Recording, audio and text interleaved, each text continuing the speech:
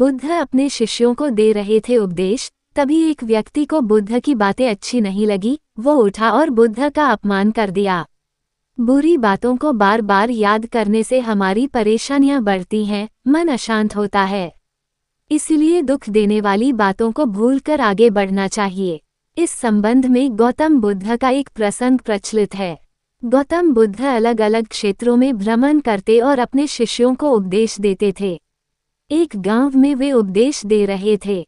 बुद्ध ने कहा कि क्रोध ऐसी अग्नि है जिसमें क्रोध करने वाला खुद भी जलता है और दूसरों को भी जलाता है। बुद्ध के प्रवचन सुनने के लिए बड़ी संख्या में लोग वहां बैठे थे।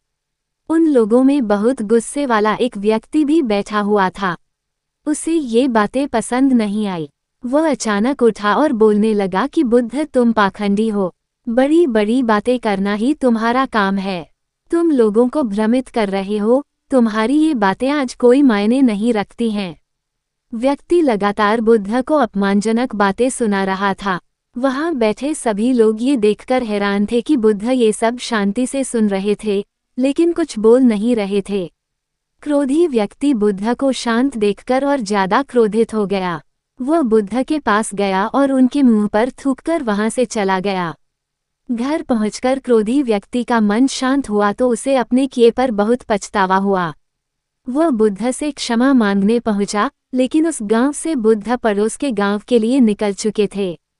वह व्यक्ति बुद्ध को खोजते हुए दूसरे गांव में पहुंच गया। वहां व्यक्ति को जैसे ही बुद्ध दिखाई दिए, वो उनके चरणों में गिर गया और क्षमा मांगने लगा।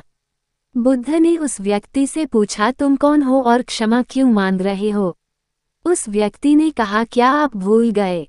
मैंने कल आपके साथ बुरा व्यवहार किया था, आपका अपमान किया था। बुद्ध ने कहा, बीता हुआ कल मैं वहीं छोड़ आया हूं और तुम अभी भी वहीं रुके हुए हो। तुम्हें गलती पर पछतावा है, तुमने पश्चाताप कर लिया, अब तुम निष्पाप हो गए हो। बुरी बातें याद करते रहने से हमारा आज बर्बाद हो जाता है।